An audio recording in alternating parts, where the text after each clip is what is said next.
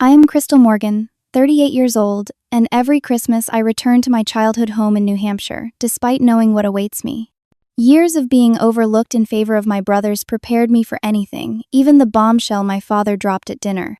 The entire extended family went silent when he announced, "Crystal, you will not be receiving any inheritance. Your brothers deserve it." I simply nodded and continued eating my turkey. Then, my 14-year-old nephew Aaron gasped at his phone. "Aunt Crystal is on the Forbes billionaire list." The room froze when they saw the number. "Where are you watching from today?" Drop a comment below, hit subscribe, and stick around to see how my family reacted to discovering my secret success. Growing up in Hanover, New Hampshire meant pristine winters, manicured lawns, and a family reputation to uphold. Our white colonial home with its black shutters and circular driveway perfectly represented what my father, Richard Morgan, valued most: appearances. As one of the most respected neurosurgeons at Dartmouth-Hitchcock Medical Center, he expected his children to reflect his status in the community. From my earliest memories, it was clear that my brothers James and Thomas were destined for greatness in my father's eyes. James, 4 years older than me, inherited our father's analytical mind and steady hands. Thomas, just 2 years my senior, possessed natural charisma and business acumen. I was the unexpected third child, arriving after my mother Margaret had already packed away all the baby items. "Your brothers will carry on the Morgan legacy," my father would announce at dinner parties, his hand resting proudly on their shoulders, while I stood slightly apart, invisible despite standing right there. My mother would smile and nod her quiet acceptance of the family hierarchy, another wound that never quite healed. When James turned 16, he received a brand new Jeep Wrangler for his birthday. 2 years later, Thomas got a BMW. On my 16th birthday, I was handed the keys to my mother's old Volvo station wagon. "A practical car for a practical girl," my father had said, as if practicality was the best compliment he could muster for his only daughter. The pattern extended beyond material things. When James got accepted to Dartmouth, my father took the entire country club out to celebrate. Thomas got a similar treatment when he was accepted to Princeton. When my Stanford acceptance letter arrived with a full academic scholarship, my father glanced at it over his morning coffee and said, "California is very far away. Are you sure about this?" That night I heard my parents arguing. She could go to Dartmouth like James. "Why encourage her to move across the country?" my father said. "She earned that scholarship, Richard. It would be foolish not to take it," my mother replied, one of the rare occasions she challenged him. "Medicine and finance, those are real careers," he countered. "Whatever technology thing she wants to study is just a phase." Even my academic achievements were viewed differently. When my brothers brought home, as they were brilliant. When I brought home straight, as I was such a hard worker, as if my success came only through effort rather than ability. The message was clear. Their achievements came from innate talent. Mine came despite my limitations. In 8th grade, I built a rudimentary inventory management system for my father's private practice when his office manager complained about their outdated methods. I spent 3 weekends coding it, testing it, and making it user-friendly. When I presented it to him, he examined it for all of 2 minutes before saying, "This is nice, but we need a professional solution. Thomas is looking into some options through his economics class." Thomas had merely collected brochures from established companies. His research earned him praise at dinner that night. My working prototype was never mentioned again. During high school, I developed a knack for mathematics and computer science, winning the state programming competition 2 years running. At the ceremony senior year, my mother attended alone. "Your father and brothers send their regrets, but James has a lacrosse game and your father never misses those. Thomas is visiting Princeton this weekend." The trophy gathered dust on my shelf, while my brother's sports trophies lined the main hallway display case. Despite everything, I maintained excellent grades, captained the debate team, and built my first website for a local business at 17. The check for $2,000 I received was the first money I earned that made me feel truly valued. I framed it, but never cashed it. A reminder that somewhere, someone saw my worth. As Stanford acceptance day approached, my guidance counselor, Mrs. Bailey, pulled me aside. "Crystal, I know your heart is set on Stanford, but your father called me yesterday asking about Dartmouth again." "Did you tell him I am not applying there?" I asked, already knowing the answer. I did. He seemed quite upset. Let him be upset then, I replied, surprising myself with the firmness in my voice. When the Stanford letter arrived offering a full ride, my decision was made.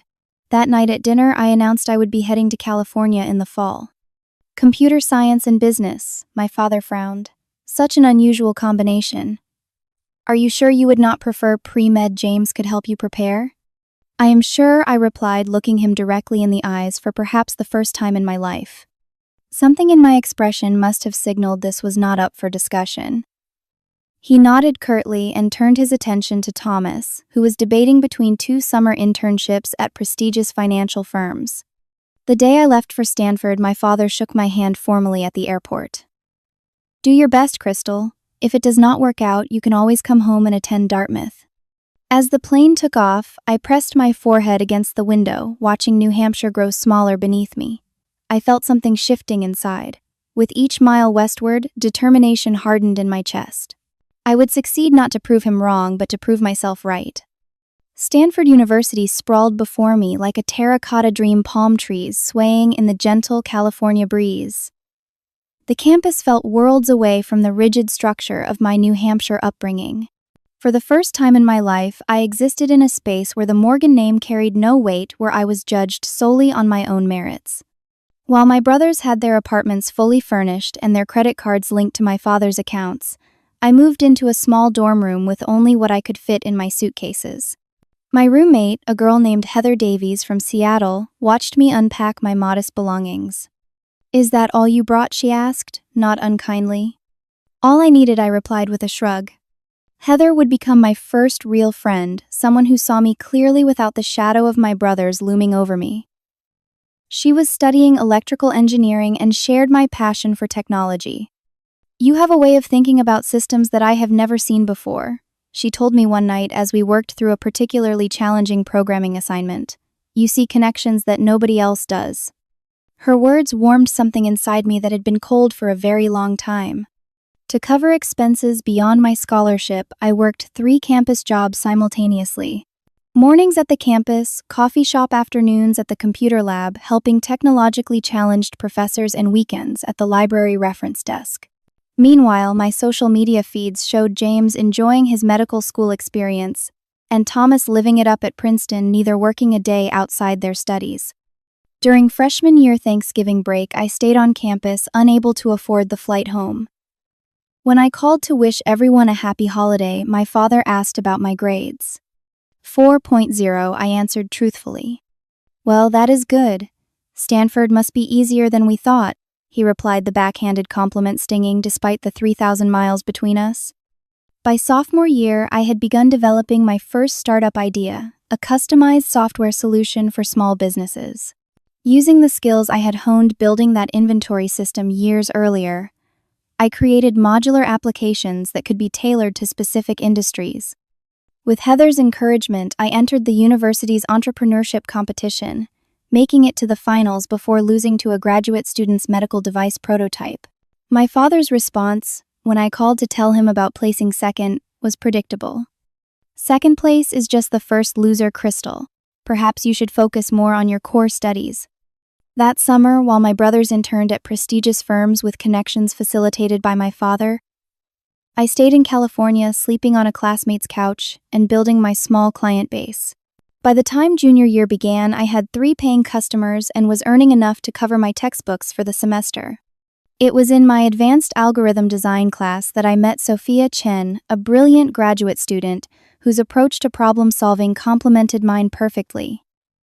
Where I saw the big picture, she noticed the crucial details. Where she perfected individual components, I envisioned how they could work together as a cohesive system. We should work together sometime, she suggested, after we were paired on a project and completed it in half the assigned time. That casual comment would ultimately change both our lives. Professor Winters, my programming instructor, pulled me aside after class one day. Morgan, that security protocol you designed for the last assignment shows real promise. Have you considered focusing your studies in that direction? I had not, but his words planted a seed. Data security was becoming increasingly crucial as more businesses moved online. There was a gap in the market for truly integrated adaptive security systems. When Christmas break arrived that year, I reluctantly flew home, having saved enough from my small business to afford the ticket. The contrast between my life in California and the Morgan family estate had never felt more stark. "Crystal looks thin," I overheard my mother telling my father on my first night home. "Do you think she is eating properly out there?" "She chose this path," my father replied dismissively. "She will have to manage the consequences." At dinner, James regaled everyone with stories from his surgical residency. Thomas discussed the hedge fund he was helping to launch. When attention reluctantly turned to me, I shared a simplified version of my small business success. "How cute," James commented. "Our little sister playing entrepreneur." My father nodded in agreement. "It is good practice for the real world, I suppose." I bit my tongue and changed the subject. That night, alone in my childhood bedroom surrounded by abandoned debate trophies and computer science awards, I made a decision. I would build something extraordinary, something undeniable. Not for their approval, but despite their dismissal. Back at Stanford for my senior year, I threw myself into research on data security protocols. Sophia joined me, our complementary skills, creating solutions that impressed even our most critical professors. Together, we developed the earliest prototype of what would eventually become SecureSphere, our revolutionary data security platform. Between classes and campus jobs, I began dating Michael Roberts, a business school student who initially encouraged my entrepreneurial dreams. For 6 months, things were wonderful. He listened to my ideas, offered marketing perspectives, and made me feel valued. Then came the night I shared my post-graduation plans to fully commit to building my security platform with Sophia. "Be realistic," Crystal Michael said, setting down his coffee cup with a decisive clink. "The tech security space is dominated by established players and experienced engineers, mostly men. You and Sophia are talented, but maybe start with something smaller. Get some experience at a big company first." His words echoed my father's lifelong doubts so perfectly that something inside me snapped. I ended our relationship that night. "You will regret this," he warned as I walked away. "Your idea will never get funded." Another voice telling me what I could not do. Another person underestimating what I was capable of. Another source of fuel for the fire growing inside me.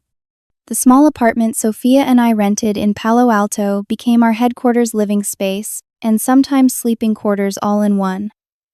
A folding table served as our desk, whiteboard, and dining table depending on the time of day.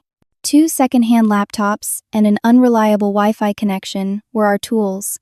Determination was our most valuable asset. We graduated from Stanford with honors, but instead of attending the ceremony, we were pitching our security concept to a potential angel investor. He declined, but we barely noticed the rejection. It was merely the first of many. 2 young women with no industry experience, wanting to revolutionize cybersecurity. One investor actually laughed during our presentation. "Come back when you have worked at Google or Cisco for 5 years. Another scrutinized our business plan and asked, "Which one of you is the technical person and which handles the soft skills?"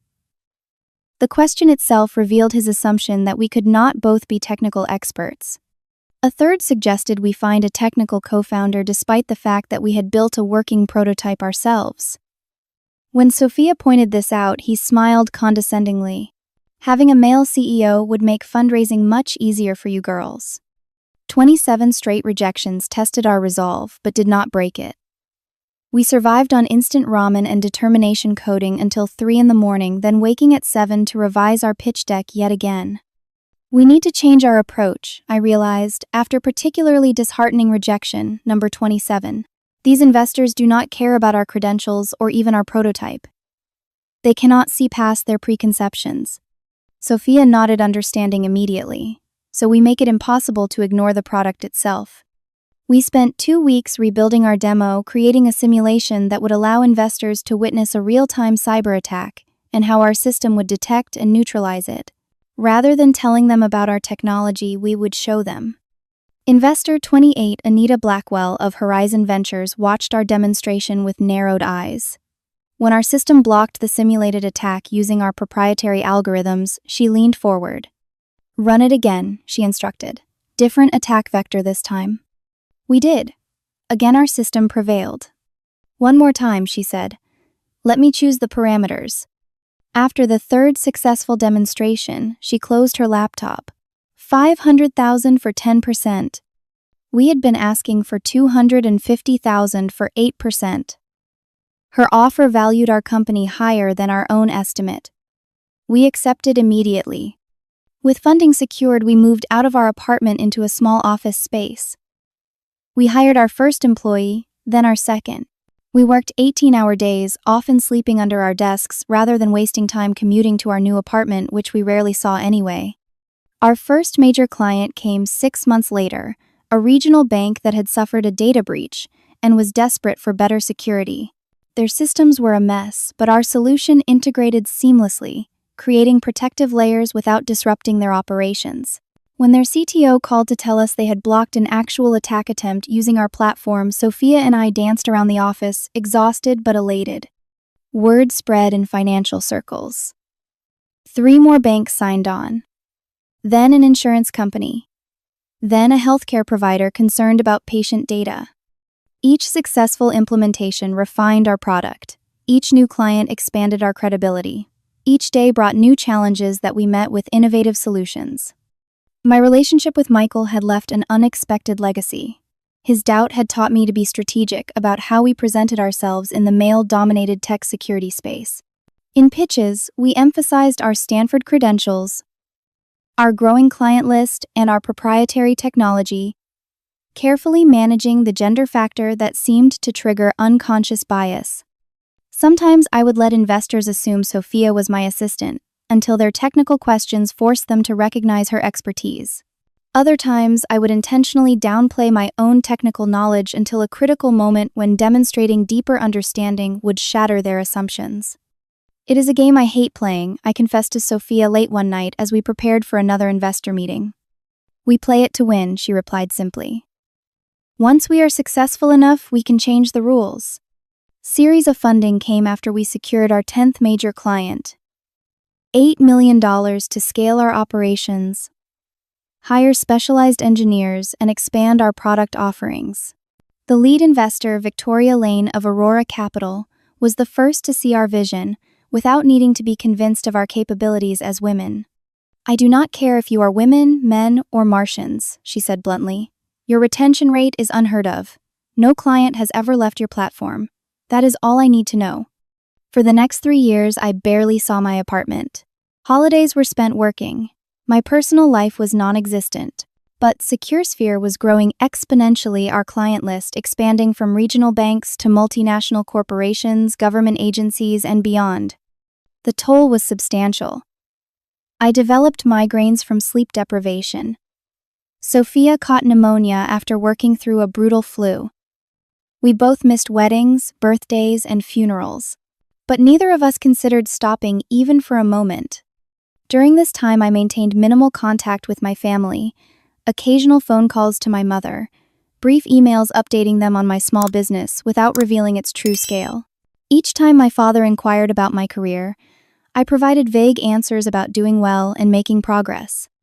Your brothers are thriving, he would inevitably inform me. James is being considered for chief of neurosurgery at 34. Thomas just made partner at his firm. That is wonderful, I would reply, saying nothing of our recent contract with 3 branches of the federal government or the acquisition offers we had rejected from tech giants. This deliberate obscurity was not about creating a dramatic reveal. It was about protecting myself from their dismissal, from having my accomplishments minimized or attributed to luck rather than capability. I had worked too hard, sacrificed too much to have my success casually diminished at the family dinner table. As SecureSphere approached its 5th anniversary, we had 217 employees' offices in 4 countries, an evaluation that would have seemed hallucinatory just a few years earlier. Yet, I still drove a modest car, lived in the same apartment I had moved into after our first funding round, and told my family I was still figuring things out. The truth would emerge soon enough, though not by my choice. The decision to keep SecureSphere largely separate from my personal identity happened organically. In the early days, it was a practical choice. As Sophia and I faced endless bias in pitching our company, we realized that letting the product speak for itself rather than putting our faces front and center was strategically sound. Even as success came, I maintained this separation. Our PR team handled media relations. Our growing executive team represented the company at industry events, and I focused on product development and strategy. When interviews were unavoidable, I kept them technical and brief, avoiding personal angles that might connect back to my family. For 5 years, SecureSphere grew exponentially, while I remained relatively anonymous within the industry. Our security platform became the gold standard, protecting sensitive data for 60% of Fortune 500 companies.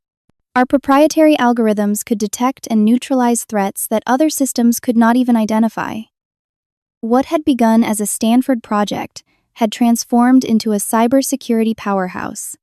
You realize you are one of the most successful entrepreneurs under 40 in the country, right? Heather asked during one of our rare dinner meetups.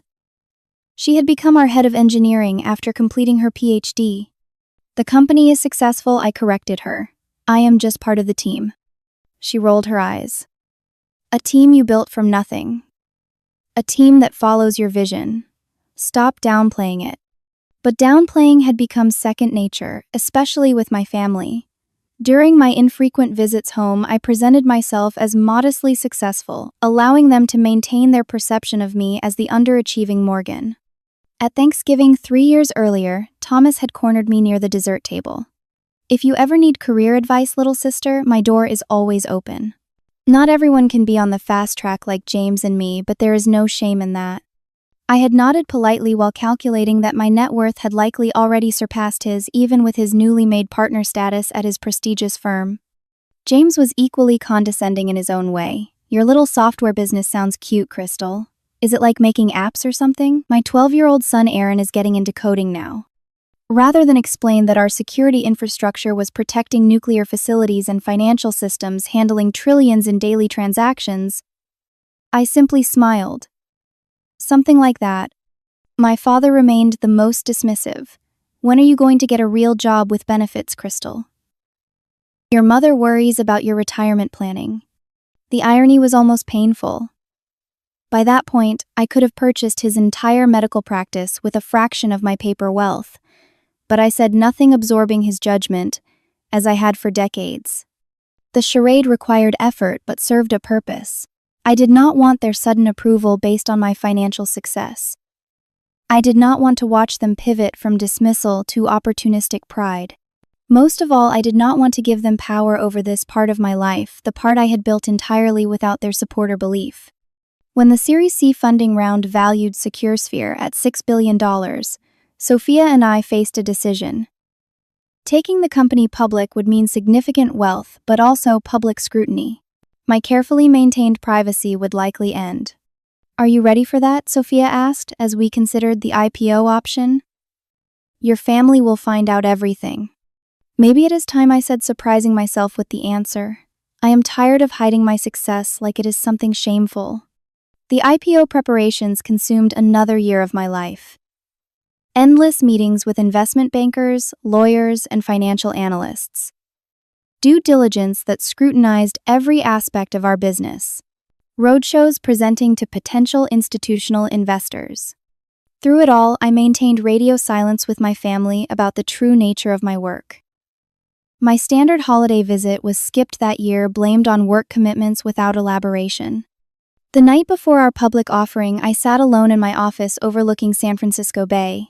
The next day, my stake in SecureSphere would be worth approximately $4.8 billion on paper. The financial press had already begun running profiles on the secretive founder who had built one of the most valuable cybersecurity companies in the world. My phone buzzed with a text from my mother. Will you be coming home for Christmas this year? Your father is expecting everyone. I stared at the message for a long time before replying, yes, I will be there. Perhaps it was time for the worlds I had kept separate to finally collide. The IPO exceeded all projections. SecureSphere stock rose 87% on the first day of trading. Financial news channels ran constant coverage, business publications rushed to publish profiles, and suddenly my Stanford graduation photo was appearing in articles titled, "America's Newest Tech Billionaire." Despite explicit instructions to our PR team to maintain my privacy, the Forbes list was published 2 weeks before Christmas, featuring my full name, Crystal Ann Morgan, with an estimated net worth of $4.8 billion. The article highlighted my New Hampshire roots and Stanford education, though thankfully it contained few personal details beyond that. I did not know if my family had seen the list. Our communications remained superficial, focused on logistics for the upcoming holiday. Part of me hoped they remained oblivious, while another part finally felt ready for the truth. As Christmas approached, I made a reservation at a small hotel near my parents' home, rather than staying in my old bedroom as expected. I arranged for a rental car rather than having someone pick me up at the airport. Small acts of independence that would soon seem laughably insignificant. The night before departing for New Hampshire, I called Heather. "Are you sure you want to do this alone?" she asked. "I could come with you for moral support." The offer was tempting.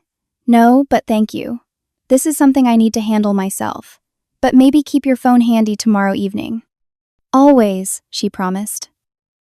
And Crystal, remember that their reaction says everything about them and nothing about you.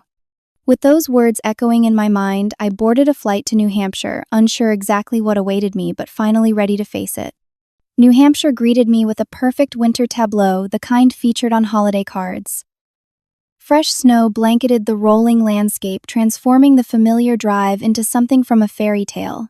The Morgan family estate looked exactly as it had throughout my childhood.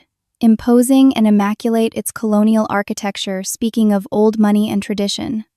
I parked my rental car, a modest Toyota sedan, at the end of the circular driveway beyond the luxury vehicles belonging to my brothers and their families.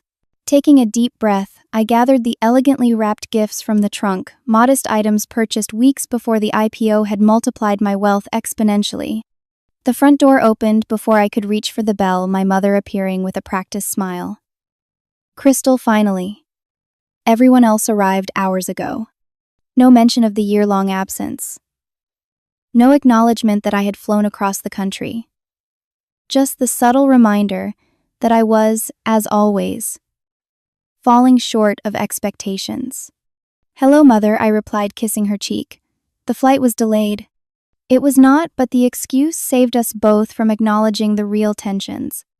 The house smelled of pine needles, cinnamon, and roasting turkey, the olfactory backdrop of every Morgan Christmas. Family photos lined the hallway, documenting my brother's achievements over decades. My own graduation photo was tucked in a corner, barely visible behind a larger frame showcasing Thomas accepting an industry award. In the great room, the extended family had gathered around the massive stone fireplace. James and his wife Catherine sat on the leather sofa, their children Aaron and Emma playing with tablets nearby. Thomas and his wife Valerie occupied the love seat, their toddler daughter Lily napping against her father's shoulder. Various aunts, uncles, and cousins filled the remaining spaces, creating a portrait of upper-class family contentment. My father stood by the fireplace, tumbler of scotch in hand, holding court as he always did. At 72, Richard Morgan remained imposing, his surgical precision evident in every controlled movement, his judgment present in every calculating glance. "The prodigal daughter returns," he announced as I entered, drawing all eyes to me. The comment was offered with a smile that did not reach his eyes, a perfect example of how criticism in our family was always wrapped in pleasantry. "Hello, everyone," I said, forcing warmth into my voice. "Merry Christmas." A chorus of greetings followed, ranging from genuinely affectionate from younger cousins to coolly polite from my brothers. I distributed gifts, accepted a glass of wine from my mother, and settled into the only remaining seat, a hardback chair, slightly removed from the main conversation area. "Crystal, you look well," Aunt Patricia offered. "How is your little business going?" Before I could answer, Thomas interjected.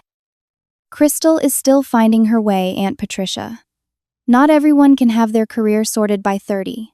The condescension was so familiar, it almost felt comfortable. I simply smiled and sipped my wine, letting him continue his narrative about my supposed professional struggles. Dinner was announced at 7, and we processed into the formal dining room with its gleaming mahogany table and crystal chandelier. Place cards positioned me between Cousin Robert and Aunt Patricia, safely distant from the center of the table where my parents and brothers held court. My father stood to carve the turkey, a Morgan tradition unchanged since my childhood. As he distributed perfectly sliced portions, he launched into his annual update on the family accomplishments. A momentous year for the Morgans, he began nodding toward James. Our eldest has been named Chief of Neurosurgery, following in my footsteps, but ascending to the position a full 5 years earlier than I did. Applause followed, glasses raised in James' direction. And Thomas, my father continued, has not only made partner but has brought in the firm's largest client to date, securing the Morgan name in financial circles for another generation. More applause, more raised glasses. Thomas accepted the praise with practiced humility. My father's gaze slid over me briefly before he continued discussing extended family achievements. Cousins entering prestigious universities. Uncles closing significant business deals. The Morgan success story continuing unabated across the family tree. As dessert was served, my father tapped his glass again, commanding attention. His expression had grown more serious, his posture more formal. I recognized the look from childhood medical ethics discussions at the dinner table when important principles were about to be conveyed. Family, he began, is the foundation of everything meaningful in life.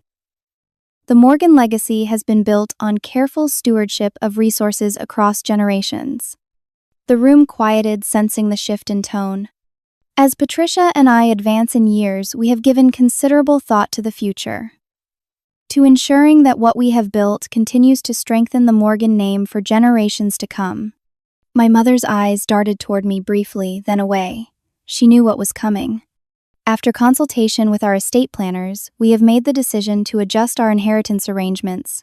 James and Thomas have proven themselves to be responsible stewards of the Morgan legacy. Their children will carry our name forward with the same values and work ethic that have defined us. He paused, his gaze finally landing directly on me. Crystal has chosen a different path, one that has taken her far from family traditions and responsibilities. While we respect her choices, these choices naturally have consequences. The room had gone completely silent. Even the children seemed to sense the tension. Therefore, we have decided that the Morgan estate and primary financial assets will pass to James and Thomas, who have demonstrated their commitment to the values this family holds dear. He was saying in the most polite terms possible that I was being disinherited. Not that the inheritance itself mattered to me financially anymore, but the public rejection stung nonetheless. Crystal, he continued, his tone softening performatively, will, of course, always be a Morgan, but her brothers have earned the right to carry forward the family legacy. Every eye in the room turned to me, waiting for tears, protests, or pleading. Instead, I simply nodded, once speared a piece of apple pie with my fork, and continued eating as if he had merely commented on the weather.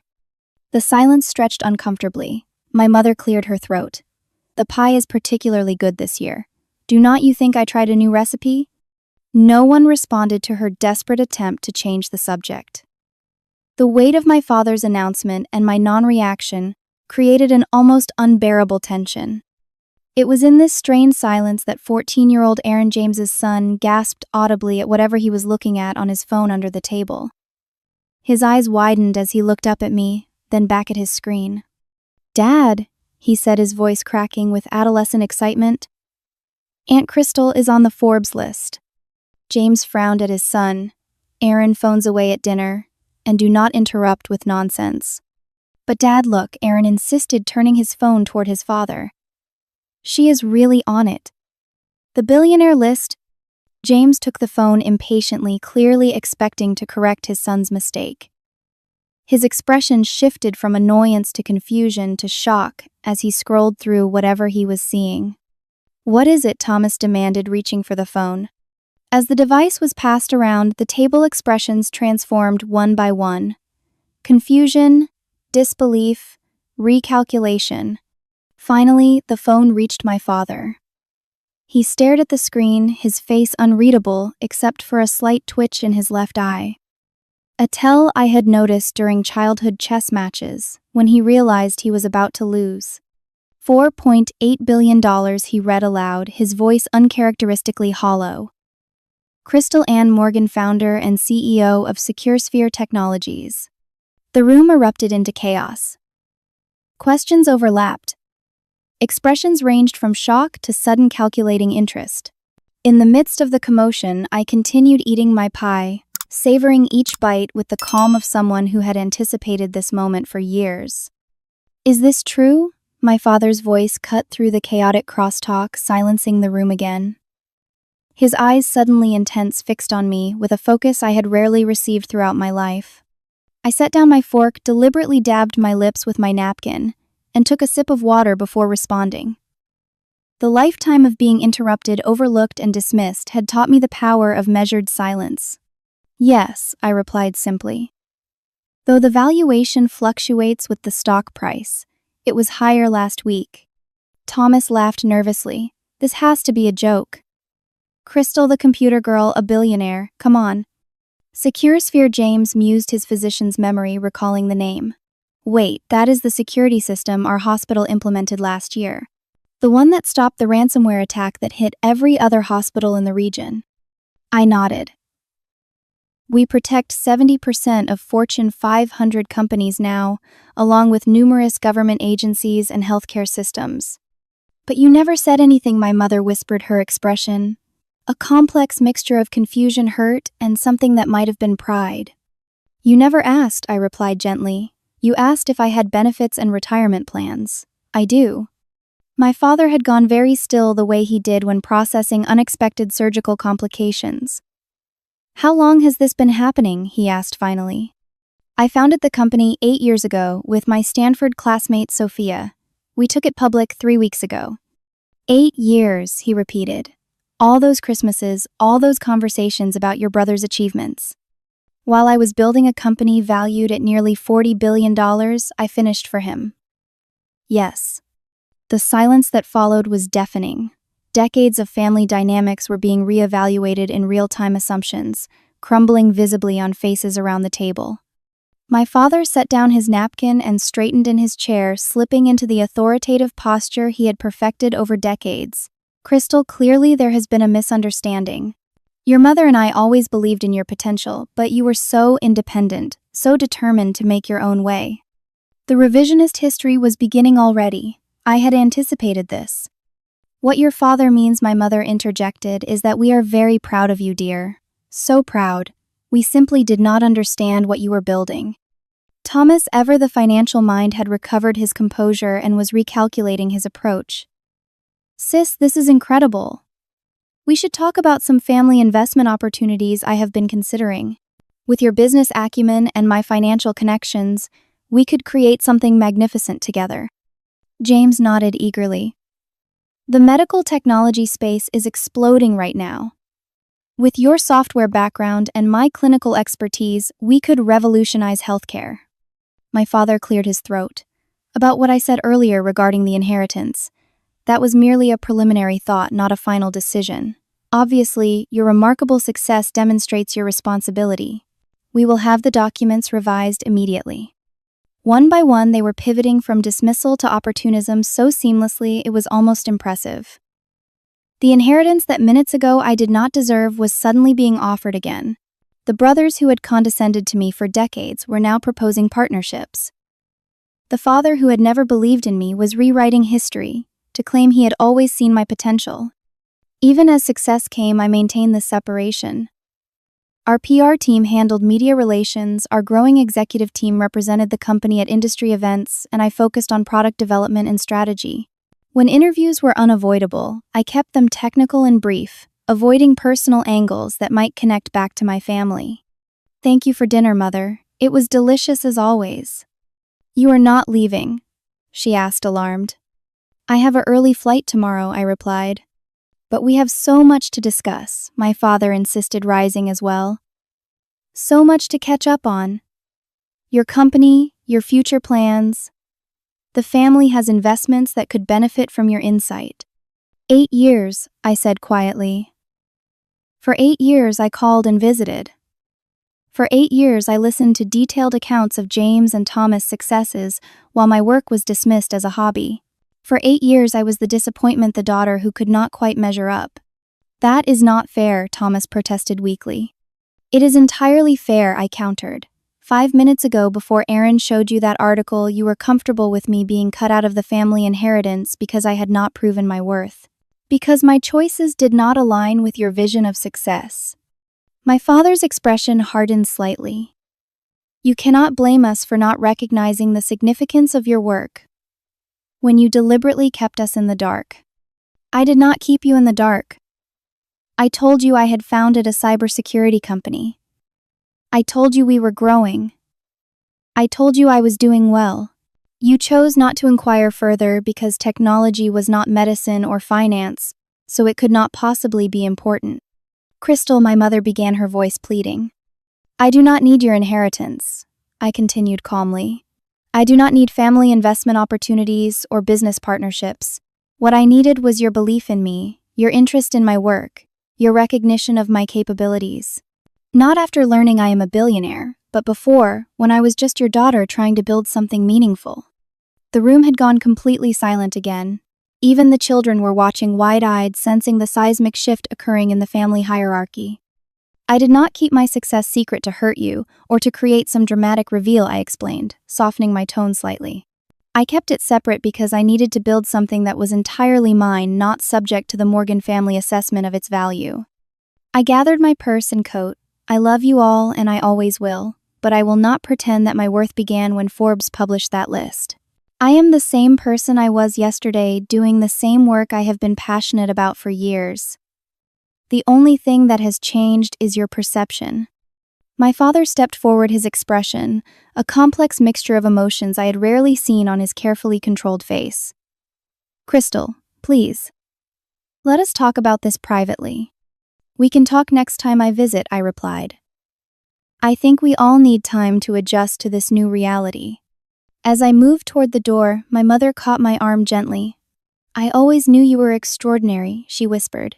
In my own quiet way, I followed everything. I have a folder of every article that ever mentioned your company, even when your name was not included. The admission surprised me. You never said anything. Your father, she began, then stopped herself. No, that is not fair. I made my own choices too. I should have supported you more openly. I hugged her briefly. We can talk more soon, I promise. As I walked through the grand foyer toward the front door, I heard quick footsteps behind me. Aaron, phone still in hand, caught up with me by the coat rack. Aunt Crystal, is it true you invented that security thing that stopped the hospital hackers? Dad said it saved thousands of patient records. I nodded, smiling genuinely for the first time that evening. My team and I built it together, yes. That is so cool, he said, eyes wide with authentic admiration. I am learning to code too. Could I maybe email you sometime, ask some questions? Anytime, I replied, writing my personal email on a slip of paper from my purse. I always answer questions from fellow coders. Outside, the snow was falling gently, adding fresh powder to the already white landscape. I stood on the porch for a moment, breathing in the crisp winter air, feeling lighter than I had in years. A car pulled up at the end of the driveway, headlights illuminating the falling snow. As I approached, the passenger window rolled down, revealing Heather's familiar face. Need a getaway driver? She asked, with a knowing smile. How did you know? I laughed, opening the door and sliding into the warm interior. Please, I have known you for 15 years. I calculated precisely how long that dinner would last before imploding. She put the car in drive. Hotel or airport? Hotel for tonight. I am not quite ready to leave New Hampshire yet. As we pulled away from the Morgan family estate, I glanced back at the illuminated windows, the silhouettes of my family still visible in the dining room. For the first time, I was leaving on my own terms, neither slinking away in defeat, nor running from rejection, but simply choosing my own path forward. So Heather asked, after a few minutes of comfortable silence, how did it feel? I considered the question carefully. Complicated. Satisfying in some ways, sad in others. Like the end of something, but also a beginning. She nodded. Family reckonings usually are. The strangest part, I admitted, is that I do not feel as vindicated as I thought I would. Their sudden interest in me now feels almost as hollow as their dismissal before.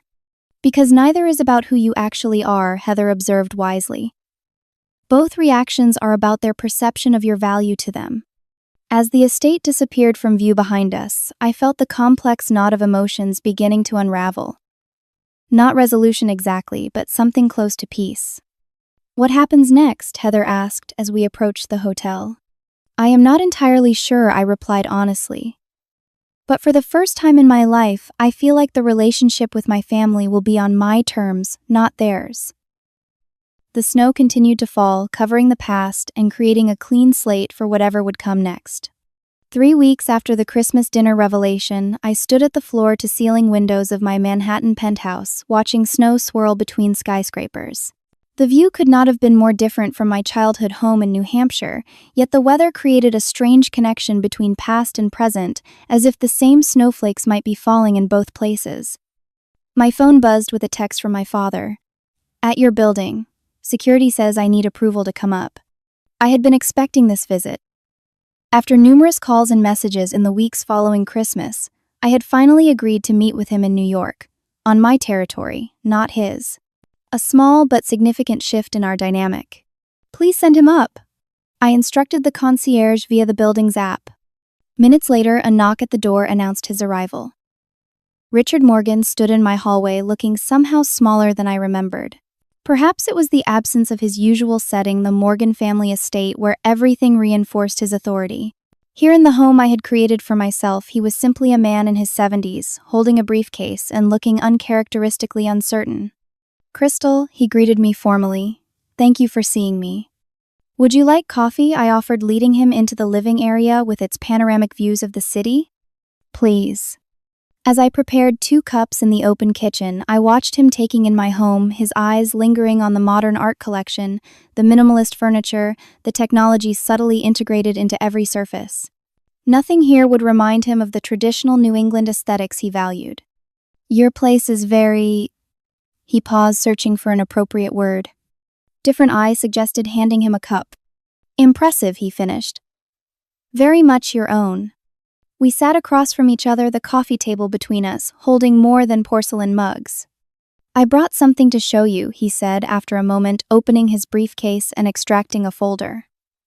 "Your mother mentioned she had been keeping articles about your company." I did not believe her at first. He handed me the folder.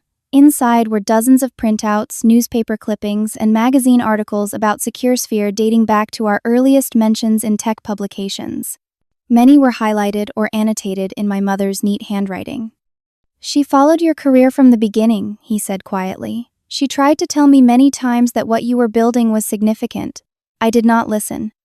I leafed through the collection, a documentary record of my professional journey seen through my mother's eyes. I had no idea she was paying such close attention. "Neither did I," he admitted. "We have not always communicated well in our marriage." The admission of imperfection, however small, was unprecedented from my father. "Crystal," he continued, setting down his coffee cup with surgical precision, "I came here today to apologize. My words at Christmas were indefensible. Not just the inheritance announcement, but years of failing to recognize your potential and achievements." I had imagined this conversation many times over the years, but now that it was happening, I found myself without a scripted response. "The truth is," he continued, "when I remained silent, I did not understand your world. Medicine and finance made sense to me. Technology seemed intangible, foreign. Rather than admit my ignorance, I dismissed its importance. That does not explain why you always supported James and Thomas unconditionally while questioning every choice I made," I pointed out. He nodded slowly. "No, it does not. That reflects something deeper. Something I am not proud to acknowledge. I never learned how to be a father to a daughter with ambitions beyond what I understood for women of my generation." The admission hung between us incomplete, but more honest than anything he had ever shared with me. "I am not asking for your forgiveness today," he said after a long pause. "I have not earned that yet. I am asking for an opportunity to understand the woman and the business leader you have become, without the prejudices that blinded me before. For the first time in my adult life, I saw my father not as the infallible patriarch of the Morgan family, but as a flawed man confronting his mistakes. It did not erase decades of hurt, but it created an opening where none had existed before. "I would like that," I replied simply. We talked for 3 hours that afternoon. He asked questions about SecureSphere, listening attentively to explanations of concepts he would have dismissed years earlier. I shared stories of building the company, the challenges and triumphs he had never heard. We did not solve everything, but we began the process of knowing each other as adults. As he prepared to leave, he hesitated at the door. "Your brothers would like to see you too when you are ready." They are recalibrating their understanding of their little sister. I smiled slightly. "I imagine they are. Tell them I will reach out when I return from our European expansion launch next month." After my father left, I called Sophia and Heather, inviting them to dinner that evening. At an exclusive restaurant overlooking Central Park, we toasted not just our business success, but the journey that had brought us together. To thinking we needed to prove ourselves to others and discovering we were really proving something to ourselves, Sophia offered, raising her glass. "I have been thinking about that a lot lately," I admitted. "About how much of my drive came from wanting my family's validation, and how little that matters now that I have it." "Because you realized you never needed it in the first place," Heather suggested. "Exactly. The validation I thought I wanted feels hollow compared to what we built together, what we accomplished on our own terms." Over dinner, I shared my new idea with them, a concept that had been forming since Christmas. I want to create a foundation supporting women in technology, specifically targeting those whose potential is being overlooked or dismissed. "The Crystal Morgan Foundation for Underestimated Women," Sophia suggested with a smile. "Something like that minus my name," I laughed.